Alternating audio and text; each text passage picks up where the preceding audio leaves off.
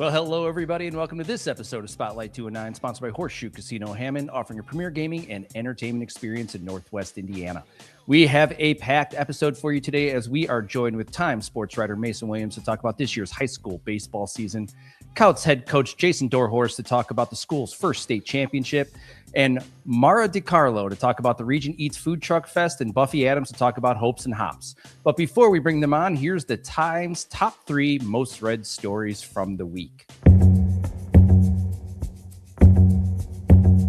Sadly, Revolution Valparaiso, the boutique clothing, records, and artwork store, has announced that it's closing after 25 years. But fortunately for fans of the store, they'll be holding a month-long liquidation sale for special deals on all of their merchandise. Second story is Amazon gets greenlit for $7 billion data center to Northwest Indiana, a move that's expected to create hundreds of permanent jobs and certainly zero controversy. And our last most read story of the week is that the new Bears Stadium is expected to boost property values across Northwest Indiana. And our official Local 219 economics team has determined, and that's our Times most read stories of the week. But our first guest is on the Times Sports Beat, and he's here to talk about all things baseball, Mr. Mason Williams. Mason. How's it going? Good to see you again. Yeah, a week later, we kind of called it. We had some state championship softball. Now we have some state championship baseball. Let's hear all about it, Mason. Yeah, another weekend with 3 region representatives on the state stage, and another weekend where we come away with 2 winners. We had Kouts in Class 1A on Friday night in Indianapolis down at Victory Field, and then Saturday night Lake Central capped off the double, became the first or only the first Northwest Indiana school in IHSA history to win both a baseball and softball state championship in the same season. So pretty dominant spring on the diamond for, the whole school of Lake Central, but pretty special state championship for Kouts as well, the school's first in any sport. I've been writing about, it's a town of 2,000, a school of 200, and we'll talk with Coach Dorshorst here in a little bit, but they roll up to the field and they look like a local college team. They are just far and away like such an impressive group. And of course, we had Andrean as well in Class 3A. Alan, you're obviously familiar with the prowess that Andrean has known to become the kind of the standard bearer around here as far as baseball goes. And third state title appearance in 4 years. They were going for a 10th. Didn't work out that way, but still another fantastic season for the 59ers. It's become status quo to be down in Indianapolis representing, especially when they're still playing in Class 3A. So really, really fun season. Another loaded year with talent all across the board. There's a ton of guys going to college ball. Could hear a few names called in this July's MLB draft. So really another exciting, another fun season of high school baseball in Northwest Indiana. It is so cool as a lifelong region person, especially someone who loves baseball and softball, to see the region grow into the powerhouse it's kind of becoming. It's everything that 25 years ago we kind of prayed that would be, or like what we all strive to become. And to see it here is kind of really cool to see it as an observer. Yeah, I mean, I'm 24 and I'm not from Northwest Indiana originally. So when I moved to the area, that was one of the first things that really caught me by surprise is how big of a deal baseball has become. Baseball and softball both have become up here. And then getting to see it firsthand, like you hear about it, but then when you see it up close and you see it, you get to know the teams, the players and everything. It truly is astounding what the area has as far as talent, depth, programs that have truly become these powerhouses and staples statewide, not just in the area. Awesome. Mason, I think one of the biggest challenges for any reporter is kind of developing storylines preseason, following said storylines, evolving as storylines grow. What happened this year that was kind of expected and maybe what wasn't expected? Well, I'll start with the state champion that'll join us in a little bit. Coach Jason Dorshorst and Kouts, they play in the PCC, which, as you're aware, I know we were talking off camera beforehand, that PCC is really one of the most dominant, deepest, most talented small school classes across the state. And all 8 teams really have the opportunity to beat anybody on a given week, on a given day. But from the pretty early stages of the season, Kouts showed themselves to be quite a class above. They finished the season on a 32-game win streak, where the only game they lost was the very first one they lost, very first one they played all season, and it ended up being to Garen Catholic, who beat Andrean in the 3A title game. So, and that team looks stacked. Yeah. I mean, the Garen Catholic starters going to Alabama, they had all sorts of Division I talent all over the place. So, really no shame there going out on your shield to a team like that, and then really just rolled throughout the season. As far as Lake Central in the Duneland Athletic Conference, which again was pretty top heavy, I would say. Lake Central, Crown Point, Valparaiso coming back as a state champion had a lot to overturn. Crown Point has a ton of Division I guys that are going to be heard from for a long time. I feel like whether it's at college or professional ball. Lake Central was kind of bubbling under. They got off to a slow start. Chesterton won the conference for the first time outright, I think, in some time. It may be first time ever. And they have a couple Division I guys too. So Duneland Athletic Conference was very top heavy. Lake Central kind of bubbled under. Got beat a couple series early. Were out of the contention for the conference title, but really turned it on in the second half of the season. They finished winning their last 14 games, 20 of their last 22. They talked about they've not lost, or they've won 20 or more games every single season since something like 2000. And after an 8-6 start, that was in jeopardy. Seniors kind of came together, said, "Hey, we deserve better than this. We're not going to go out like this." And they buckled down and put their stamp on history. Had a really impressive postseason run. Took out 4 top 10 teams along the way to do it. So, and then, we had Andrean in the Northwest Crossroads Conference, which was, again, another loaded conference. Munster is really good. They were another top 10 team in Class 4A. But Andrean and Munster actually split the conference title there.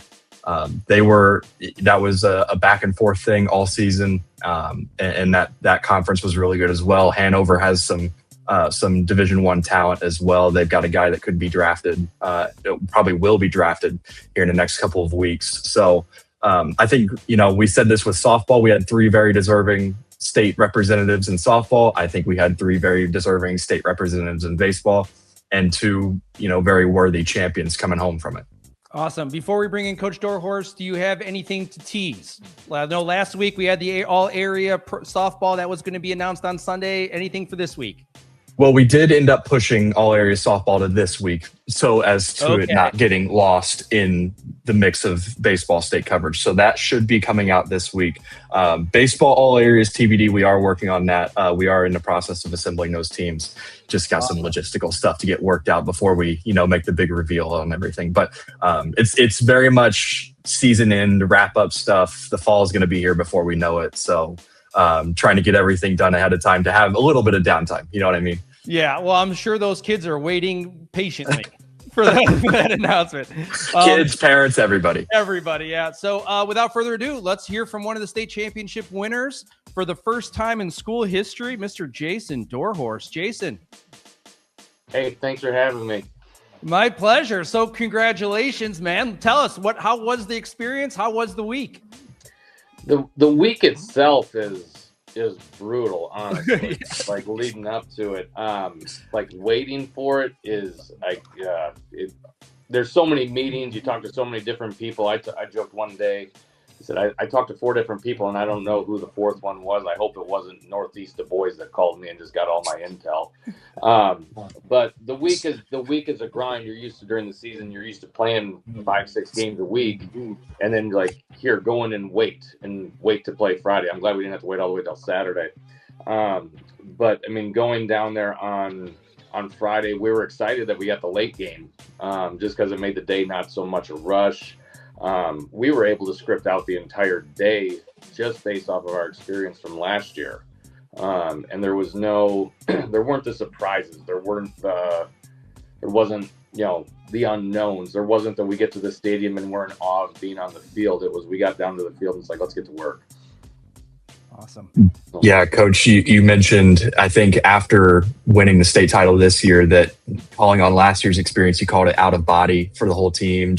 And then they were fully settled this past Friday. Just when did you kind of see it on Friday that the team was going to be locked in and that they weren't going to be, really phased by being back at this stage and having the shot at history again? We stopped at Zionsville on the way down. We left like around 12:30ish from Kouts, and we stopped at Zionsville High School at their facility, which is gorgeous, and stopped there and ate lunch and hit. And guys took ground balls. We had guys playing fungal golf. Like there was no antsiness. There was no like nerves. They were just being who they've been the entire year, which they're always pretty loose, and sometimes that would drive us a little bit nuts because like they were a little too loose for us. But it was fun though too, because when we got on the bus and I got a message from Landon, one of our seniors, from the back of the bus. He sent me a message and it said, "Hey, let me know when we're 15 minutes away from Zionsville so we can lock in." I'm like, all right, fair enough. And so like I sent him the message like when we were like 15, 20 minutes from Zionsville, and like within about 10 seconds of me hitting send, like the music was off and like the bus was dead silent. Like, and they were all getting ready to go. So it was good. They were, we got to the stadium, and the Andrean Gearin game was going on before us, so we went to the upper deck and just chilled. And it was funny because we could see Du Bois across the stadium from us along the other side, and you could just watch them, and they were antsy. They got to the 7th inning, and they got up and walked down to the lower concourse. I looked at our guys and said, "You don't need to go anywhere. Like we got probably a good solid half hour before we even need to think about moving." Right, because there's the title celebration and everything. Well, like they have to turn the field over. There's a whole process. Yeah, and then the 7th inning took a little bit, right? So like, so we watched them go down to the lower concourse and stand there, and we sat there kind of laughing at it. And then we saw them sit down on the lower concourse. We're just still up in the upper deck chilling. And then the game ended. Well, then they all stood up. We didn't move. Our guys were probably taking naps for all I know. And then like about 20 minutes later, like a guy came up and said, "Hey, you guys can go down to the field now." I'm like, "All right, perfect." And like we got down and we just got straight to work from there. Like they went straight to stretching and straight to throwing. Those guys have been moving around for the last hour. So yeah, and I've talked with a handful of coaches about this. He said, you could get all the advice that's in the world from other people who have been there, but until you've experienced it and the craziness of the day, like you can't replicate it or necessarily prepare for it. So like the experience of being there the year before was amazingly huge. Now, were you guys that team that was overeager and like walked down all that stuff beforehand? Big time. And we were the early game last year. So like we got there and so they have like a very scripted time that you can play catch, and the very scripted when your infield is. And we got there, I think probably about 30 minutes before we could start like playing catch and like down onto the field. And so there was hardly anybody in the stadium because it was the early game. And like the kids were just in awe of being there. And like, honestly, I was to a certain extent. And like there was when we got there this year, and we got off the bus and we walked through the concourse, like we were stone cold ready to go. Like there was no awe moment. There was no like, "Hey, I'm looking at the stadium." Like it was just down to business right away. This is kind of a weird question, but you went 32-2. You ran off 30 wins. 32-1. You ran off 30 wins in a row. That has a chance, from the people outside looking in, that you guys just never sweated anything and just ran through the whole year. Can you talk a little bit about the adversity that you saw this year? What kind of moments kind of really stand out to you that kind of really developed the team to be on that run? And then talk a little bit about maybe how you would identify the identity of this team in a nutshell when you look back at a time capsule. Sure. I mean, there was the ups and downs of the season. There always is. I mean, you look at probably our first 10 games or so, like we weren't hitting at all. Like we were scraping together 5, 6, 7, 8 runs. Like 8 was a struggle for us. So it took a little bit to get the bats going.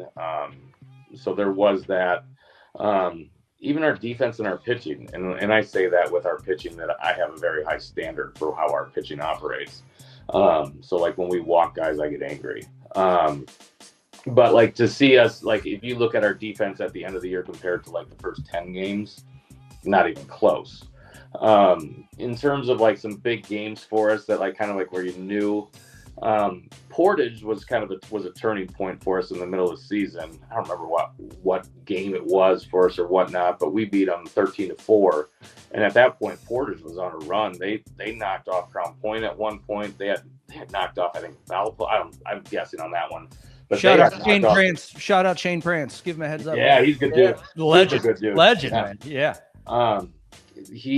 So they were towards the top of the Duneland at the beginning of the year, and we went in and we were pitching off that day just because of the craziness of the weeks and whatnot. And Finney, who is a pretty good pitcher, but just doesn't pitch for us because we have so many arms. I think he threw 13 innings. He came out and threw 3. Then we had Noah Gudeman, who's like our pocket knife reliever that just comes in and just gets guys out. We don't know how, but he does. And he threw 3 innings of just pieced it together. And then I'm trying to think who closed. I think Vance Glassburn is a sophomore. He closed it, and we beat him 13-4, and it wasn't even close. And like that was one of those games, like, yeah, we'll see how it goes type thing. So that was a huge one. We picked up LaPorte late, just because of all the rain and whatnot. And Billy had pitched against Hebron in a conference game on Monday, and Billy needs his rest, like between starts. He doesn't go on short rest. And one, that's us being cautious, but that's just kind of who Billy is a little bit. And so we're like, okay, let's see if we can bounce him back Saturday against LaPorte and see if we can steal a win. And I didn't really have super high expectations because LaPorte's just notoriously good. Up's an amazing coach, like gets the best out of his guys. And like, okay, they were playing a bunch of games. We'll see who they throw. Well, we get to LaPorte and we get the lineup card and they're throwing their 1 at us. I'm like, you gotta be kidding me. Well, then we go out and beat them 2-0 and Billy just carves them. So that was a huge one. Then we go, the other, probably the big one, well, 2 other ones would be LaPorte. We went to, New Prairie. And New Prairie is awesome. Schellinger's a great guy, great coach. And we knew we were going to have our hands full there. And we weren't throwing Billy. He wasn't starting that day. We threw Landon, which, Landon would be pretty much everybody else's number 1. But he went out and carved him up for 6 innings, and we beat New Prairie 6-1. Wow. Yeah. And so that was a big one. Probably adversity-wise was the PCC championship game, though. We went down. Landon didn't have it that day. We went down 4-2, or we came back from down 3 in the last inning and walked it off. And I said during the middle of that game, we were down, I think 4 at one point. And I said, okay, we need this game. Like this is gonna make us better for the tournament run. And in my brain, I'm like, okay, if we lose it, whatever. Not that you want to lose the PCC championship game, but then we started coming back, and like, gosh, that game was absolutely wild. Like, there's a video of me after like just keeled over because I thought I was about done. Like, but we won that one 11-10, which was wow. Yeah, just an insane game. That was a big one. That was a turning point for us. Like, we needed that adversity. We needed to get that fight to like play from behind and come back a little bit. So that was a big one for us.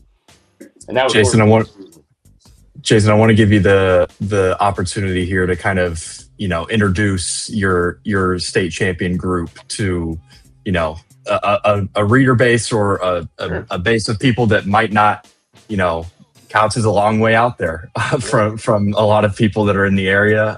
It's a small school, first state championship, but you're mentioning guys like Billy Miller, who's a sophomore, throws 90, the senior class I know that you have such an affection for and has become, as you mentioned, pillars in the community. Just what about each of those guys is special, and how did they kind of contribute to this run? Sure. That's one of those things too, just kind of as a blanket statement, we talked more so this year about contributions from everybody. And, I could rattle off so many guys and say, if those guys aren't there, we don't win state, like just flat out. So I guess I got to start with the seniors. Landon, which we've talked to, is just the heart and soul, just a natural born leader. He's going to pitch at Kankakee College next year. He was at short in the state game. 3-hitter. I think he had 44 or 45 RBIs on the season. So just a great dude. Cooper Whitaker, who was our catcher, big redhead kid, he had the double in the state game. In that second inning, it was a courtesy runner, but that ended up being the first run. Jesse Overholt, who was the mental attitude winner, is just the world's nicest kid, and just yeah, if I had a daughter, I would let my daughter date him, type thing. And he, his open house is today, and like I can't imagine anybody in the community not being there for him.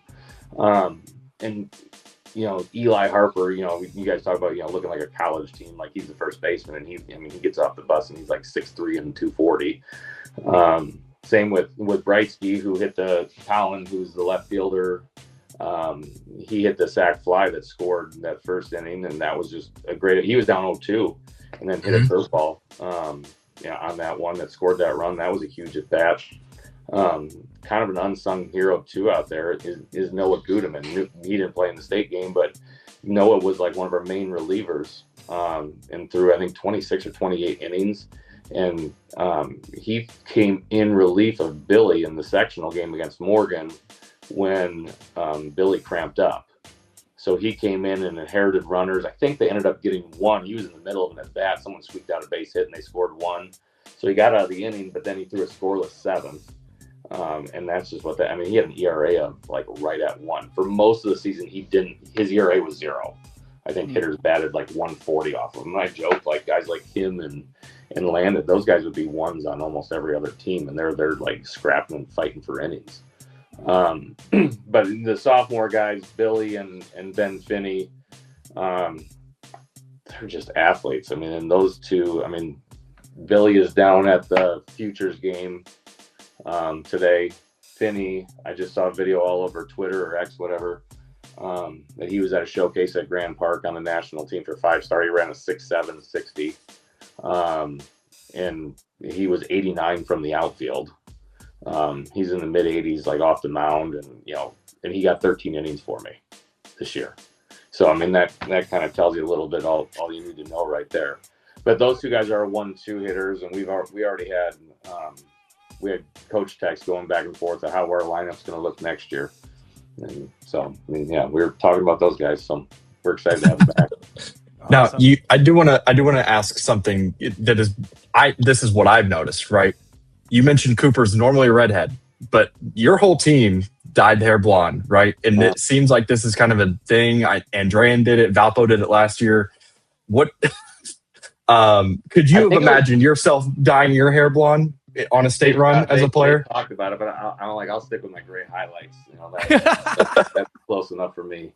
A couple of them did it after sectionals, only a few of them, and then I think the large majority of the team did it. I think it was between regionals and semi-state, I think that's when it was. One of those weeks off, and I think the entire team did it with the exception of Jesse, the center fielder. That's right. And one other kid, because Jesse's so straight-laced. Like, I asked him, I said, joked him, I said, is there an amount of money that like would get you to do that? No, wouldn't do it. So we'll let him slide on that. But yeah, they all did it. It was funny too, because we didn't think Billy would do it. We thought, because he's pretty even keeled, pretty straight laced, and he was one of the first guys to do it. And like his dad sent us a picture of it in text message. He goes, he actually really likes it. So it's like Ben Finney, like he's got that personality. Like, okay, yeah, he would do it. He would do it. Yeah, Ben just looked like a surfer with his hair. Like, right? Yeah. Billy looked like straight up like Eminem. It actually looked pretty good. Yeah, Marshall Mathers. Right. Yeah. It's funny though. Like it didn't. Like after a while, like it. We didn't even think about it. Like everyone's like, man, blonde hair. I'm like, I forgot they even did it. It all. Yeah. I appreciate that they like a lot of them went to like actual professional places. They didn't just dip their head in a bottle of peroxide type stuff. So they did it correctly, which is good. It always makes it hard trying to chase down interviews after the game when everybody looks the same. I ran into that too. I miss called out kids all the time, like during practice. Yeah, for sure. Hilarious. Well, Coach, congratulations. Thanks for joining. Congratulations to all the players for the first school state championship in Kouts Mustang history. Let's go. And hopefully good luck we're back here talking about it again next year. Hey, maybe Class 2A. You never know. Yep. Class 2A now. Class 2A. Uh-oh. 2A, here we come. Heck yeah, man. Well, thank you so much for joining, taking time out of your schedule. Enjoy the ring fitting later today, and we'll be talking to you. Awesome. Sounds good. Thank you, sir. Thanks, Coach. All right, thanks. All right, great job, Mason. Anything Appreciate to it. add to in conclusion? No, just he's one of the good ones around the area. There's a lot of good coaches in the area. He obviously had a great team that, I feel like maybe, and this is not to discredit him, just like a ton of talent on that team. There a lot of coaches could have led that team to a state championship, but he's one of the good ones. So certainly deserving group, and just a fun interview always. So awesome. Well, great job this year. Great job on the softball, baseball coverage. Good luck in the future. And then if you ever have anything to promote, Mason, jump on, man. Love to have you. appreciate it, man. Thanks for the time. Thanks, Mason. So our next guest comes to us from the Munster Parks Department, and she is here to talk about the Region Eats Food Truck Festival. Mara DiCarlo. Mara, what's up? Hi, how are you? Good. How are you doing? Well, it's a busy week. I have an event on Saturday, so it's been a lot of prep, but I'm excited. It's one of my favorites. So talk to us. What's going on with the Region Eats Food Truck Festival? What's going on there? What can people expect? Yeah, so there's a lot of different parts to this event, obviously. Like all of our events, we have a sponsor or a few sponsors. So I did want to shout out Horizon Bank for sponsoring Region Eats this year. They've actually been a sponsor for years, and we always appreciate the continued support. But yeah, so this Saturday, June 27th from 5 to 9 p.m. at Centennial Park, we will be hosting our 5th annual Region Eats Food Festival. You can expect to see around 16 food vendors ranging from food like hamburgers, hot dogs, crepes, tacos. Every year people ask me if the pineapple vendor is going to come back. They do pineapple bowls with like pasta. No way. Yeah, it's actually really cool. It's one of the bigger hits at this event for sure. And I'm always calling them, asking them like right away, are you coming back next year? So we're excited to have them back. And then as always, you'll see like the basics, like the ice cream, the French fries, and all the things that you love to see at a food truck festival. And then I'm sure everybody wants to know, can I drink while I eat? Of course, always. We will have a beer garden.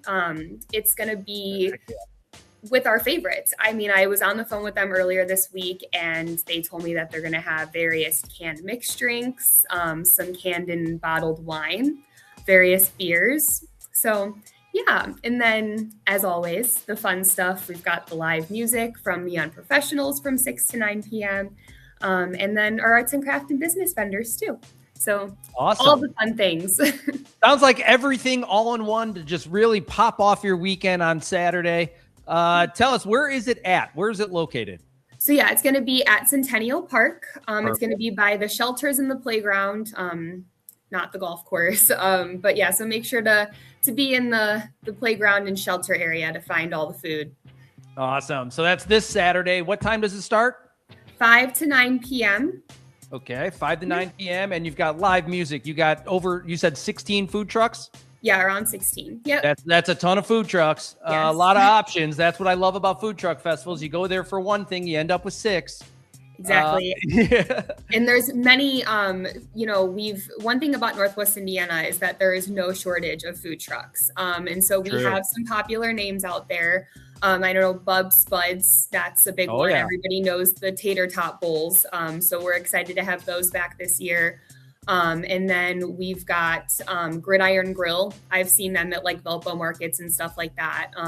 So yeah, lots of our bigger names, pistachio, churro, and crepe. And then we have a Munster vendor that we're very excited. They've been joining us for the last few years, but Sammy's Streets Eats will be there. It's always nice when you have obviously you can have as many Northwest Indiana vendors that you want, but when it's someone who's stationed right there in the same town as you, it becomes a little bit more personal. So heck yeah. Out of your job, I mean, you being at the Munster Parks Department and doing all this stuff, what does this event mean to you throughout the year? Is this one of the highlights? Yeah, actually, this one is very close to my heart because I started this position in May of 2022. And when I took on the position, this was already something that had been planned. So I kind of walked in and was told, you have to run this event. So it was, as much as I love to create my own and come up with these cool ideas, it was kind of fun to see how I could make this my own when it was already something that was kind of put together. But yeah, so this one it's one of my favorites. It was definitely harder at first to get all these food trucks to commit. When you start a new event, it's one of those things where people kind of have to figure out like, what's the attendance like? Am I going to want to be here? Like, and all this other stuff. But then you have that first event and then your food vendors are calling you and they're like, so you're going to do this again next year, right? So this one, with it being the 5th annual, it's very exciting. It's one of the lesser stressed events just because it's kind of like muscle memory to me at this point, like book all these food trucks, get all these vendors. But it's always fun. And I like to invite my friends out to this one. It's a good event. Everybody enjoys it because, it's food. So. So Region Eats Food Truck Fest this Saturday, Centennial Park, 5 to 9 p.m., 16 food trucks, live music. What else is going on? We got 4th of July coming up for Munster too. Give us a little bit of a rundown if there's anything else you'd like to promote that's going on throughout the summer. Of course. So yeah, 4th of July, man, it's crazy that it's already here. But so we have our fireworks show that we do every year on July 3rd. There are going to be a few changes to that this year. Instead of live music, we're going to have a DJ. But that'll get all the groups together, hopefully. So all the ages. But then I also believe that the Lions Club is having their annual parade. I believe that starts at 2 p.m. On the 4th of July. So we've got the fireworks show, we've got the parade. All of that information can be found in our recreation guide and then also on our website. So if you're looking for exact times and everything that's included, you can find that there. But yeah, and then actually we have a fun second weekend of July situation going on. On July 10th, we have Touch a Truck. And then July 11th, we have Decades Fest. And then on July 12th, we have Kids Fest. So it's like a bang, bang, bang. And I'm happy to elaborate on any of those events if you have any questions. Well, I mean, man, it's like one event's tough enough. Putting 3 of those back to back to back. I mean, let's just go full crazy. Let's send it. Yeah, well, and that's like the thing is that we do, obviously not every event falls under the same staff member. Collectively as a group, we have a great team of staff. I mean, my boss, Jill, she's the one that's in charge of Kids Fest and Touch a Truck. And then Decades Fest is all kind of collectively, we come together to plan this fun event. It's basically, it's bands all day. But it kind of ranges. We start with like, the earlier years and then we build up to kind of what we're listening to these days now. But it's a 2 p.m. to 10 p.m. event. So it's an 8-hour event and it's all just live music and then some random activities here and there that the Parks Department has kind of planned to go along with the music and stuff. So yeah. Let's go. All right, yeah. Mara, if anybody has any more questions or where do you guys do most of your communication, where should they go? So you can always call us at the Parks Department. Our main line is 219-836-7275. You can email us. If you're looking for a specific staff member, you can always just call the office and ask for their contact information and we can get that to you. There was one thing that I wanted to mention, though, that relates to all of our events in Centennial Park. This is just a reminder that the Centennial Park is a pay-to-park facility. So for any of the special events that you attend that are at Centennial Park, you do want to remember that you're either going to be paying $3 for the hour or $6 for the day. Just some people sometimes think that because they are special events that we don't charge, but that's not the case. We do still want people to know that our parking fees apply for our special events as well. Awesome. Well, Mara, thank you for joining. Anytime you guys want to come on and promote, maybe we should do like a big 4th of July celebration. I've been to that fireworks show in Munster. It's awesome. So yes, I mean, I'm sure one of us, whether it be myself or Jill, would love to kind of talk more about Kids Fest and Decades Fest as we get closer to those events. But yeah. Let's go. Well, you have a good rest of the day and we'll be talking to you, Mara. Thanks. All right. Thank you. Bye. Bye. Our next guest is one of my favorite people in the 219, and she's here to promote Hopes and Hops, a movement described as a holy rebellion brewery tour. Buffy? Hello, my friend, and hello, Northwest Indiana from Buffy, your official Hope dealer. Yeah. Well, tell us what's Hope and Hops, Buffy, and give us a 411 on everything you've got going on.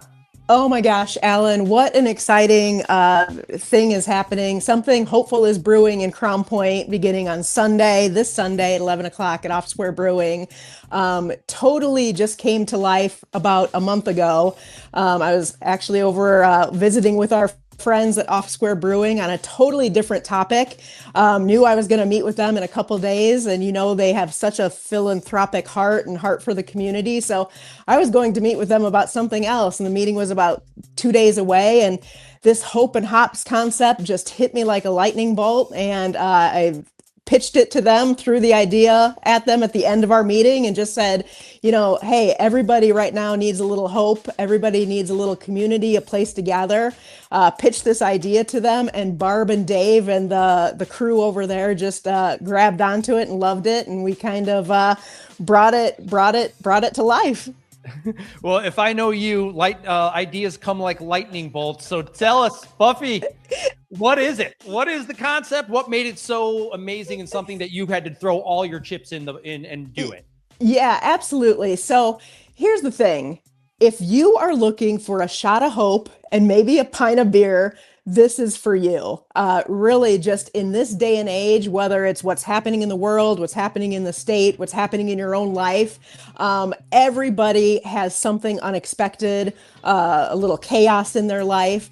And we all have, me included. And a lot of times, Alan, people ask me, like, Buffy, how can you stay so hopeful? And how can you keep a positive outlook? And so every day I wake up and I ask, how can I make somebody else's life better?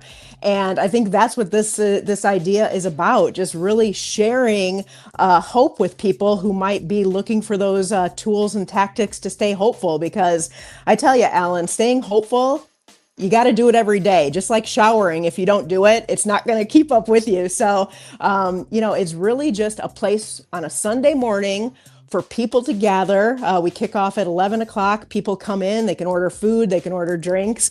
And it is really, Hope and Hops is a place for people to gather on a Sunday morning who are just looking for a little hope and a little community and some of the good stuff in life. Awesome. So it's like, I think I read Holy Rebellion Brewery Tour. Yeah. So Brewery Tour signifies multiple locations outside of Off Square. How's this whole thing going to be running? Yeah. So, my heart belongs to Off Square. They really took a chance on launching this, and people seem to be receptive of it. We've got a lot of people coming on Sunday, and every last Sunday of the month, I will be at Off Square. Just sharing a positive message, getting people prepared for the week. But I'm already in talks with other breweries around Northwest Indiana and a couple out of state. And really, my goal is by next year to be taking this on the road and really just sharing hope and hops with breweries all around the Midwest. And hard telling what happens after that, Alan. Awesome. Well, I'm fully in support of bringing in people together in community and discussing problems and issues that they may have. I think most people try to take them on by themselves. Right. And most of the time you get through that, but sometimes you don't. And it's really important to talk to people. What better way than supporting the local craft beer business? Absolutely. Why craft beer? Why'd you pick that? Was it just because of Dave and Barb's kind of philanthropic generosity, or is it just in general that you just love that spot and you just kind of work together as a great partnership? That for sure. Barb, Dave, Off Square. I mean, what an amazing space. But here's the thing. I really, last year I finished my master's in ministry. I was a guest preacher in some churches and sharing this message of hope to a lot of people, and some people would come in and just to experience Buffy, your official hope dealer, and they'd say, love the message, but coming into a church just really, it's traumatizing for some people. So, I realized the container is broken. So the message of hope doesn't matter if people are afraid to come into a space or it traumatizes them. And Hope and Hops is not about church bashing, because a lot of churches, especially in Northwest Indiana, have it right. They're just accepting and loving and really just want to do that. But if people aren't willing to come into the church, or they can't do it, the message of hope isn't going to get to them. So it really was a matter of, where's a safe place that people already go? What feels familiar to people? What is a good feeling place? And breweries are that. breweries are a place where people gather. They love their craft beer. And listen, you don't need to drink, or water and pop is fine at Hope and Hops. But, it really was the space, but it sounds cool too. I mean, Hope and Hops, that just rolls off the tongue, right? So that's how it came about. I mean, really, it's where's a place for people to gather that they're already there and feeling good about, and where can I insert the message of hope into a location that already exists? And it's your local brewery. Darn right. Couldn't agree more. Let's talk. If people want to get involved, Buffy, where should they go to get in contact to maybe start joining the brewery tour? Yeah, for sure. So tickets are free, and that's the cool thing, but you do have to get a ticket to go in. So all you have to do right now, until you start following Hope and Hops or following Buffy Adams, you can go to Off Square Facebook page, and that link is, if it's not already there, it's going to be there later today. So Off Square Brewing Facebook page is the place to go, and that's the easiest way until you get in touch with Buffy. And hopefully, listen, Alan, this Hope and Hops thing, this is just the beginning of the journey for a lot of people. They're going to come on Sunday, they're going to get filled up with hope, they're going to feel something that maybe they haven't felt in a long time, they're going to get fired up for their life and fired up for the week, and they're going to come back. So this is just the beginning of the journey. In person, social media, who knows, we're talking about maybe a special Hope brew over at Off Square. So Sunday is just the beginning. So check it out on the Off Square Brewing Facebook page. All right. Well, good luck, Buffy. Let me know how it all turns out, and then we'll be talking to you. Awesome. Thanks, friend. Later. So before we continue, let's hear a quick word from our sponsor. Summer is heating up at Horseshoe Hammond, and the venue at Horseshoe Hammond is the place for unforgettable nights, including artists like comedy legend Jeff Dunham on July 10th. I realized I could have avoided all this years ago with one simple word. I do not. Smooth R&B and world-class jazz with Jeffrey Osborne and Boney James. Comedy superstar Gabriel Iglesias, Fluffy himself, brings the heat live. I want a big girl. Oh yeah. Oh yeah, this way we both can agree on the temperature of the thermostat. And country powerhouse Jamie Johnson. Says, Mama, how much time will this buy me? Tickets are on sale now at Ticketmaster.com or at the Horseshoe Venue Casino Hammond box office. So thanks for watching this episode of Spotlight, and make sure to check out some of the events going on at the venue at Horseshoe Casino Hammond, including Jeff Dunham on 710, Jeffrey Osborne and Boney James on 711, and Gabriel Iglesias on 81. To find out about all things happening in the region, go to the Times website at nwi.com or on their socials. And please check out our Eat Local 209 app, both on iTunes and Android. New episodes drop every week on Thursday at 5 p.m., so be on the lookout. Thanks again for watching, and have a great weekend.